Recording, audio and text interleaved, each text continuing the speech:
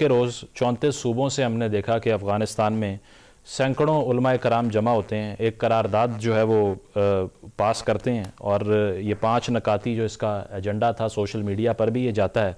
इसका बड़ा एक इम्पॉर्टेंट फैक्टर है, मैं चाह रहा हूँ इस पर आप कमेंट करें कि वो ये कि वो कहते हैं शरीयत भी ये परमिशन नहीं देती कि आपकी जो सरज़मीन है वो किसी दूसरे मुल्क के ख़िलाफ़ इस तरह से इस्तेमाल हो, कोई इंडिपेंडेंट फैक्शन इसको यूज़ करे। अब अगर इस्लामी अमारात अपने आप को आप कह रहे हैं तो ये जो उलमाए कराम है सारे ऑब्वियसली ये उसके प्रोटेक्टर ही हुए ना, आइडियोलॉजिकल स्टेट है, तो क्या इनकी बात को भी संजीदगी से नहीं लिया जाएगा?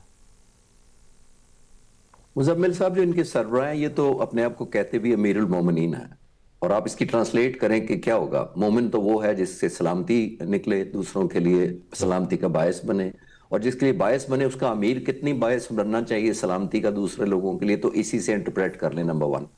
नंबर 2, देखिए जब ये बात करते हैं कि हमें एग्रीमेंट करना चाहिए और अभी हम कहते हैं जी हमारा सीज फायर हुआ है 2।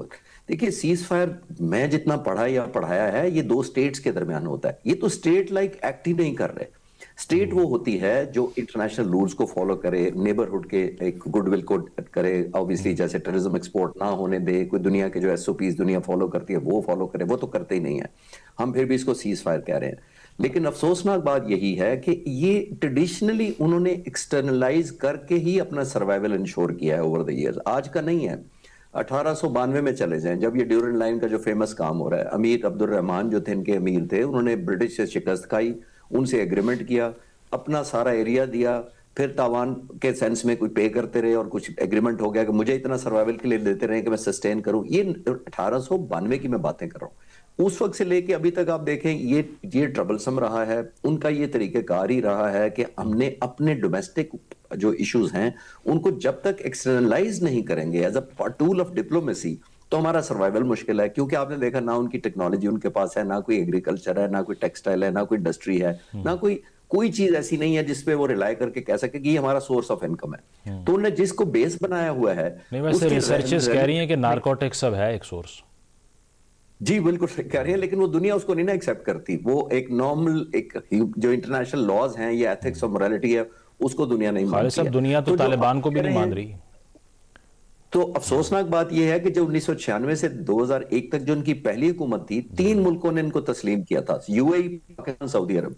तो ये तीनों ने इस दफा नहीं किया हुआ है। तो उनको सोचना चाहिए कि हमने क्या ऐसा किया है। क्योंकि देखिए क्या किया, मैं उसको समराइज कर देता हूं 3-4 पॉइंट्स में। ना वो अपनी काबिलियत शो कर रहे हैं कि हम कंट्रोल कर सकते हैं या दुनिया के इंटरनेशनल कमिटी ऑफ नेशंस में फॉलो करते हैं, ना अपनी कैपेसिटी दे रहे हैं, ना वो विलिंगनेस दे रहे हैं, ना वो गवर्नेंस बता रहे हैं कि हम कर सकते हैं। तो वो एक पावर हब है, ये तो स्टेट है ही नहीं। इसीलिए आपने नोट किया होगा कि वो रेलेवेंट रहने के लिए एक्सटर्नलाइज करते हैं और इनस्टेबिलिटी को प्रमोट इसलिए करते हैं कि वो उसको स्टेबिलिटी समझते हैं अपने लिए, या source of continuation of income समझते हैं जिस तरह। तो ये बिल्कुल इररेलेवेंट था उनका ना जाना। उलमा अगर कर भी देंगे तो देखिए मॉरल प्रेशर जो और दुनिया के नॉर्म्स और रूल्स ऑफ एंगेजमेंट या बायलॉज या इंटरनेशनल एसओपीज को नहीं फॉलो कर रहा, तो 34 सूबों के उलमा का मेरा नहीं ख्याल कि इतना मीनिंगफुल होगा। More than a moral pressure, not executable. मेरा ठीक है, एग्जीक्यूटेबल नहीं है। इस पे ताहिर साहब अब बहुत सी न्यूज़ आउटलेट्स ये रिपोर्ट कर रही हैं कि पाकिस्तान के साथ जो झड़पें हुई ना, इसके बाद से अफगान तालिबान जो है वो इंटरनली वो जो पॉपुलैरिटी है उसमें एक ज़्यादा होती हुई दिखाई दे रही है। Because now they have a narrative कि देखिए हम पर हमला हुआ, हमने रिस्पॉन्ड किया, हमें सपोर्ट कीजिए। और ये भी बताया जा रहा है कि अब पाकिस्तान के साथ ट्रेड और ये रूट बंद होने की वजह से मेडिसिन नहीं पहुंच पा रही, उसका बहुत क्राइसिस है। तो आपको लगता है कि इंटरनली वो एक नैरेटिव भी बिल्ड कर रहे हैं कि ये सारी हार्डशिप हमारे ऊपर पाकिस्तान की वजह से आ रही है, इसीलिए राय कायम की जाए कि जो एक ही कल्प्रेट है इस सारे का वो पाकिस्तान है? मेरे ख्याल में ये सोच बिल्कुल भी गलत है।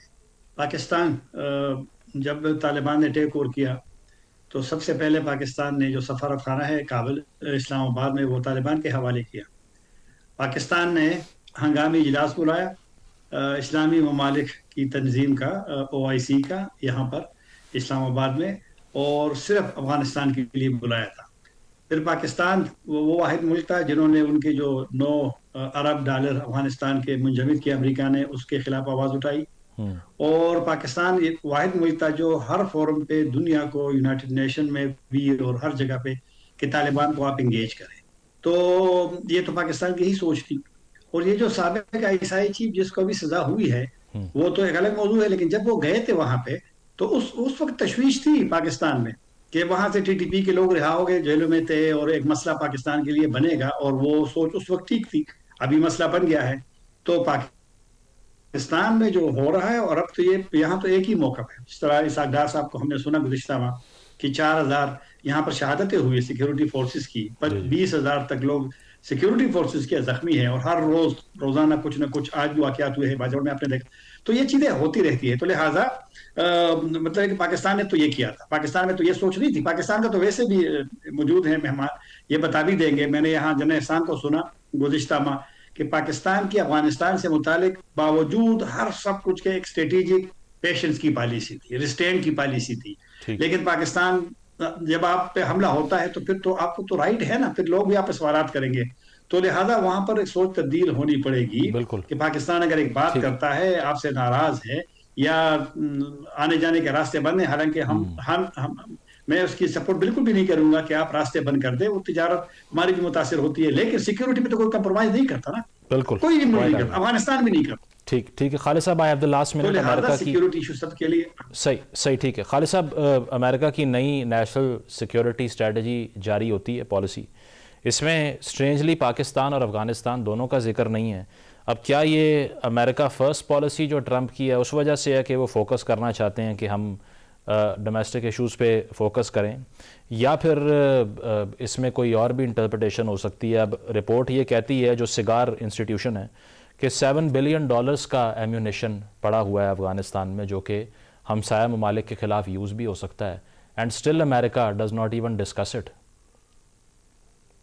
بالکل آپ نے ٹھیک پوائنٹ آؤٹ کہا کہ یہ انٹینشنلی ہو سکتا ہے، بیکاز اتنا وولیٹائل ایریا جس کے اندر ان کا اسلحہ بھی پڑا ہوا ہے. افغانستان کی حکومت ہے جس کو ریکگنائز نہیں کرتے. انڈیا اور پاکستان کا کانفلکٹ میں کا ہوا جس کو وہ 60 دفعہ کہہ چکے ہیں کہ brand new beautiful aircraft گرے ہیں، لیکن وہ تھرو آؤٹ کریڈٹ صرف اس چیز کا لیتے ہیں کہ میں نے جنگ بند کرائی، لیکن وے فارورڈ کی بات نہیں کرتے. آپ نوٹ کریں، ذرا ریکال کریں، انہوں نے پہلے بھی کہا تھا میں کشمیر کا مسئلہ حل کروا سکتا ہوں. آپ اس کا مطلب ہے جنگ کی جو کازز ہیں اس کی تو بات کر رہے ہیں پہلے. ایفیکٹ کی آپ بات کرتے ہیں کہ دو ملک لڑے ہیں، یہ نیوکلیئر تھے، میں نے بند کرا دیا. ایک دفعہ بھی انہوں نے 60 دفعہ میں سے یہ کہا ہے کہ برانڈ نیو بیوٹیفل ایئرکرافٹ گرے ہیں، لیکن میں کچھ کر رہا ہوں کہ آئندہ یہ نہ گرے کسی طرف سے بھی. اس کی بات نہیں کرتے انفارچونیٹلی. تو آئی تھنک ہمیں ڈپلومیٹک یہ کیمپین کنٹینیو کرنی چاہیے جس کے اندر ان کو اپروچ کریں کہ جناب سورس یا جو کاز ہے وہ ابھی تک موجود ہے. آپ نے ایفیکٹ کو کنٹرول کر لیا، اس میں کوئی شک نہیں ہے، لیکن کاز تو اسی جگہ ہے. انہوں نے کتنی دفعہ انڈیا کو کہا، جتنی دفعہ وہ پریشر ڈالتے ہیں، وہ صرف ان کو فکر ہے کہ میں تیل کیوں لے رہے ہو رشیا سے، ٹیرف میں لگا دوں گا، میں اس فلاں ملک سے ٹریڈ نہیں کرو گے، تم اس کو کرٹیل کرو. امریکن انفلوئنس زیادہ بڑھنا چاہیے، لیکن وہ انفارچونیٹ پارٹ یہ ہے کہ وہ اس طرف نہیں کہتے کہ میں پریشر اپنا یا گڈ آفس اپنا استعمال کروں گا for the peaceful settlement of the Kashmir issue جو 78 سالوں سے ایشو چل رہا ہے. اس کی طرف بات انفارچونیٹلی نہیں ہوتی. آئی وش کہ اس طرف بھی بات. Solution oriented approach Donald Trump کی دکھائی نہیں دیتی، جو کہ ہونی چاہیے. بہت شکریہ طاہر خان صاحب. خالد چشتی صاحب موجود تھے. بریک شامل کرتے ہیں، بریک کے بعد واپس آئیں گے. Stay with us.